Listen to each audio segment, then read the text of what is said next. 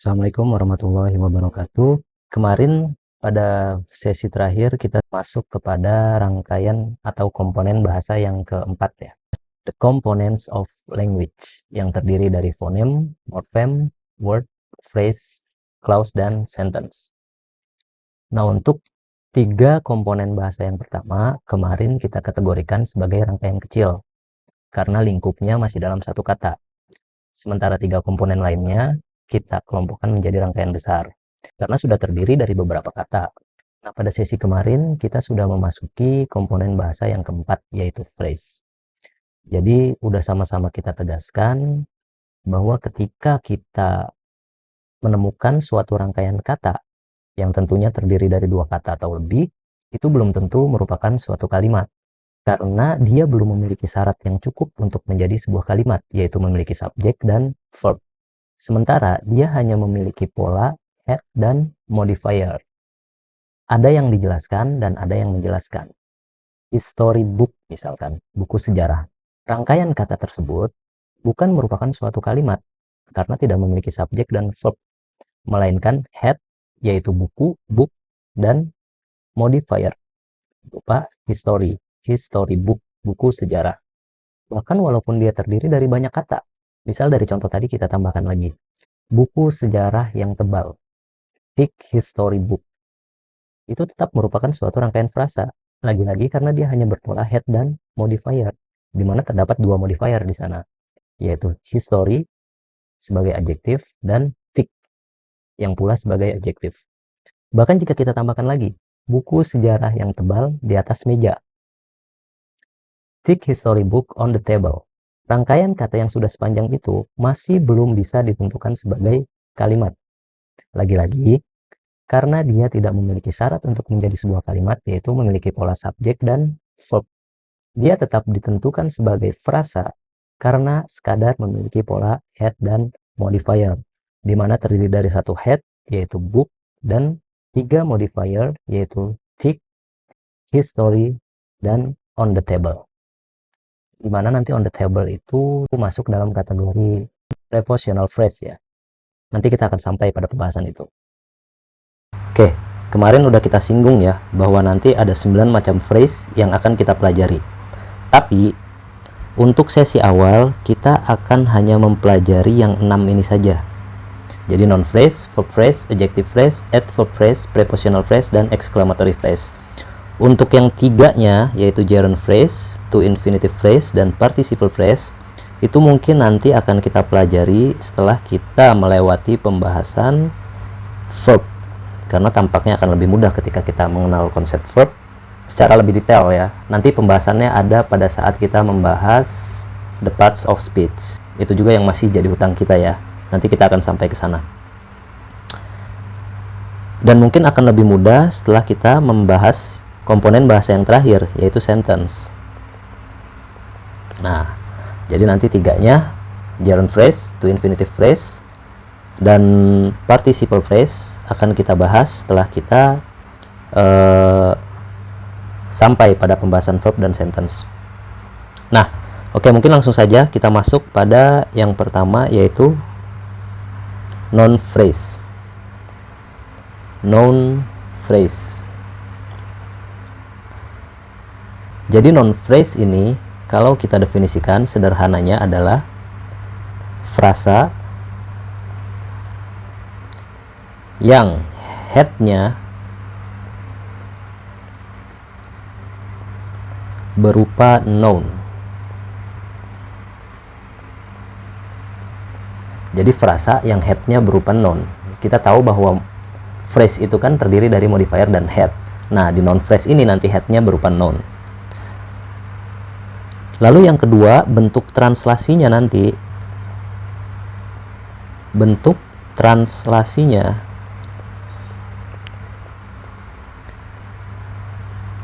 head berada di kanan.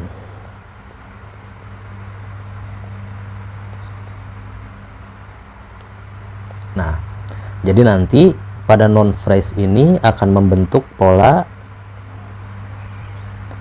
modifier head. Jadi headnya nanti ada di sebelah kanan. Contoh, Misalkan buku tebal.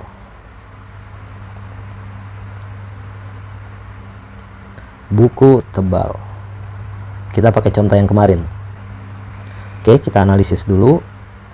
Buku di sini merupakan head karena dia kata inti, kata yang akan dijelaskan nantinya.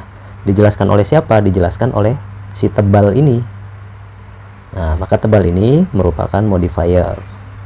Buku dia kata benda, maka dia berupa noun. Maka karena headnya berupa noun, maka dia ditentukan sebagai rangkaian dari noun phrase. Rangkaian dari noun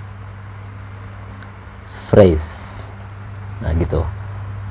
Maka nanti kalau kita translasikan bentuknya, karena headnya harus berada di kanan, maka kita dahulukan modifiernya, yaitu thick book.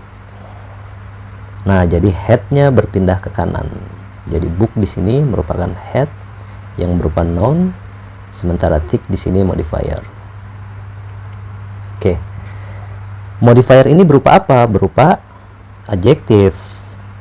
Karena ingat, yang bisa menjelaskan noun adalah adjektif.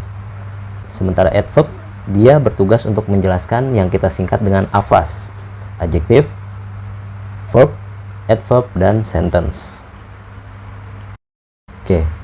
Lalu kita lanjut yang kedua, yaitu verb phrase. Seperti halnya noun phrase, verb phrase adalah frasa yang headnya berupa verb. Nah, jadi ketika noun phrase headnya adalah berupa noun, sementara verb phrase headnya berupa verb. Jadi memang 4 macam phrase yang pertama, yaitu noun phrase, verb phrase, adjective phrase, dan adverb phrase, itu nama diambil dari headnya. Jadi namanya diambil dari headnya.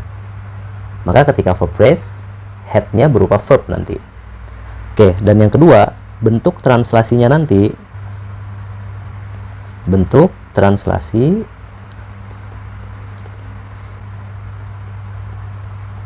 disesuaikan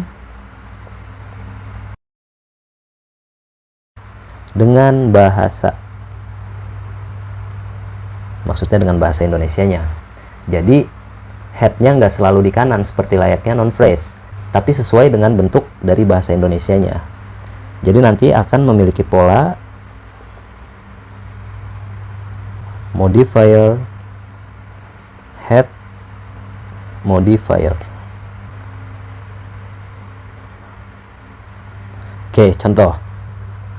Misalkan kita punya rangkaian kata sering datang. Datang adalah sebagai head karena dia yang dijelaskan, kata intinya. Dijelaskan dengan kata penjelas berupa sering. Nah, maka sering di sini adalah modifier. Datang di sini merupakan kata kerja, maka head di sini berupa verb.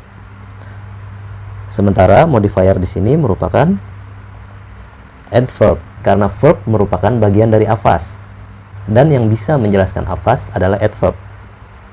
Nah, nanti bentuk translasinya sesuai dengan bahasa Indonesianya, yaitu often, come. Often di sini modifier berupa adverb, sementara come di sini merupakan head yang berupa verb. Jadi bentuk translasinya sama aja, nggak ada perubahan. Lalu contoh lagi, misal kita punya rangkaian kata datang terlambat. Datang di sini merupakan head yang berupa verb, sementara terlambat di sini merupakan modifier yang berupa adverb. Maka nanti ketika kita translasikan sesuai dengan bahasa Indonesianya, yaitu come late. Come di sini merupakan head yang berupa verb, sementara late merupakan modifier yang berupa adverb. Nah,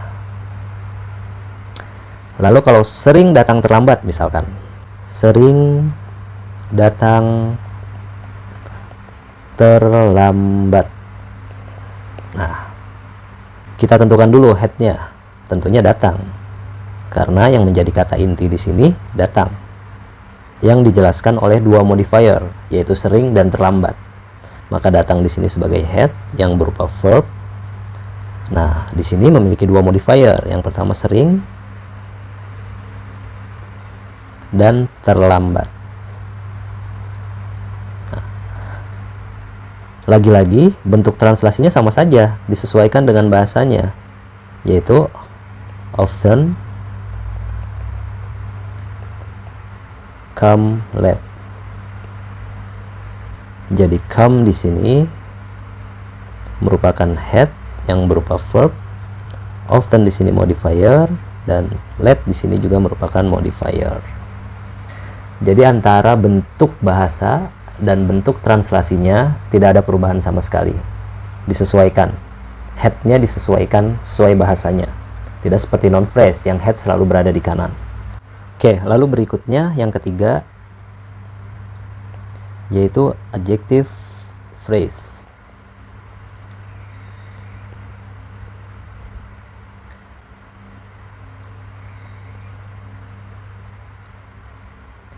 Frasa yang headnya berupa adjektif,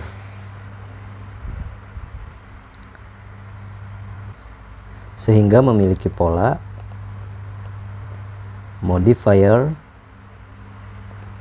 head, modifier. Nah, nanti headnya inilah yang berupa adjektif. Lalu modifiernya apa? Tentunya adverb. Karena sekali lagi adjektif merupakan bagian dari afas, dan yang mampu menjelaskan afas adalah adverb. Jadi kedua modifier ini adalah adverb. Contoh, sangat rajin misalkan. Rajin di sini merupakan head yang berupa adjektif. Sementara sangat di sini merupakan modifier yang berupa adverb. Karena dia menjelaskan adjektif, dan adjektif bagian dari afas. Maka kita translasikan menjadi very diligent. Very di sini merupakan modifier yang berupa adverb, sementara diligent merupakan head yang berupa adjektif. Oke. Lalu yang keempat ada yang namanya adverb phrase, yaitu frasa yang headnya berupa adverb. Nah, jadi nanti memiliki pola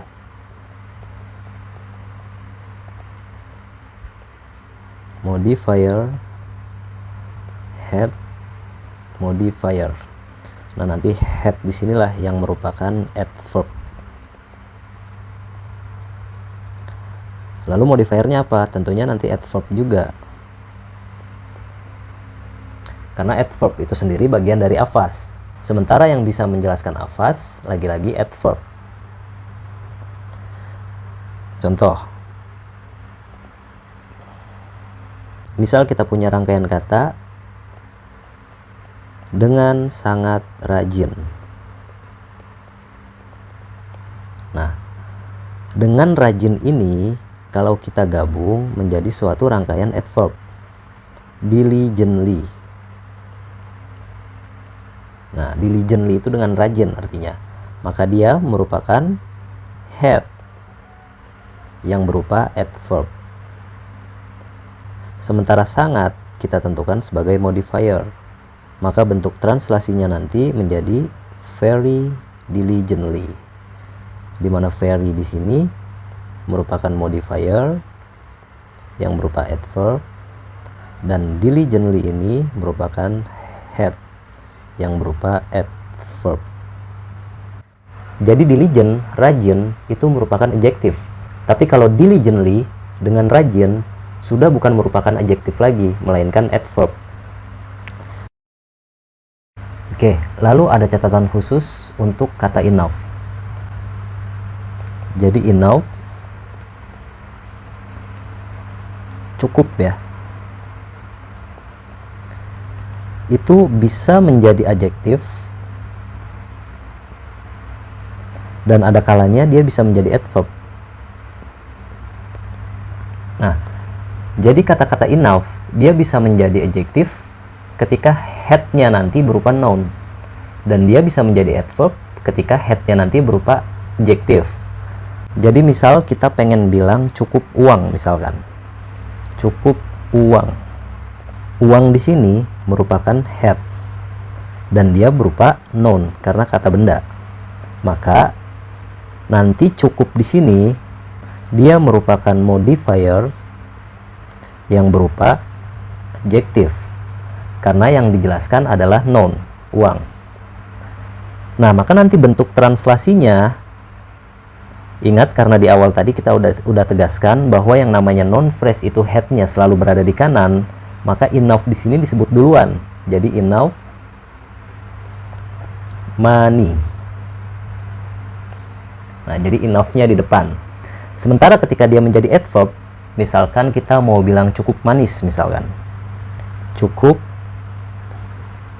manis. Manis di sini merupakan head yang berupa adjektif.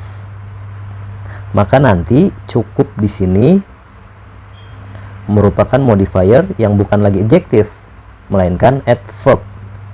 Karena lagi-lagi manis, adjektif itu merupakan bagian dari afas, sementara yang bisa menjelaskan afas adalah adverb, bukan adjektif. Nah, maka nanti ketika ditranslasikan berbentuk sweet enough. Nah, jadi pada contoh pertama enough-nya kita sebut di depan enough money karena dia merupakan rangkaian noun phrase. Karena yang dijelaskan adalah noun, head-nya berupa noun, yaitu money, uang, kata benda. Sementara pada contoh yang kedua, enough-nya kita sebut belakangan, sweet enough. Karena enough di sana merupakan adverb, sebab yang dijelaskan adalah adjektif, yaitu sweet, manis. Nah, jadi itu catatan khusus untuk enough. Jadi ada kalanya si enough ini bisa menjadi adjektif, di mana ketika dia menjadi adjektif, dia menjelaskan noun. Ketika yang dijelaskan berupa noun atau head-nya berupa noun, maka dia disebut dengan noun phrase yang head-nya harus berada di kanan. Jadi enough-nya disebut duluan, enough money. Tapi bisa juga si enough ini menjadi adverb. Ketika dia menjadi adverb, maka yang dijelaskan atau head-nya nanti berupa adjektif. Nah, maka nanti rangkaiannya disebut adjective phrase. Maka enough-nya nanti kita sebut belakangan. Jadi ketika kita mau menyebut cukup atau enough pada suatu hal, kita tentukan dulu head-nya berupa noun atau adjektif. Ketika head-nya berupa noun, maka enough-nya kita sebut duluan. Enough money, enough food, enough drink misalkan. Nah, sementara ketika head-nya adjektif, enough-nya kita sebut belakangan. Sweet enough, smart enough, beautiful enough misalkan, dan sebagainya. Oke, mungkin kita cukupkan dulu pada sesi kali ini. Pada sesi berikutnya kita akan lanjutkan materi tentang phrase ini, yaitu kita masuk pada prepositional phrase dan exclamatory phrase. Mungkin nanti akan sedikit dilanjut juga tentang clause, dan setelahnya kita bisa beranjak pada komponen bahasa yang terakhir, yaitu sentence. Oke, terima kasih. Assalamualaikum.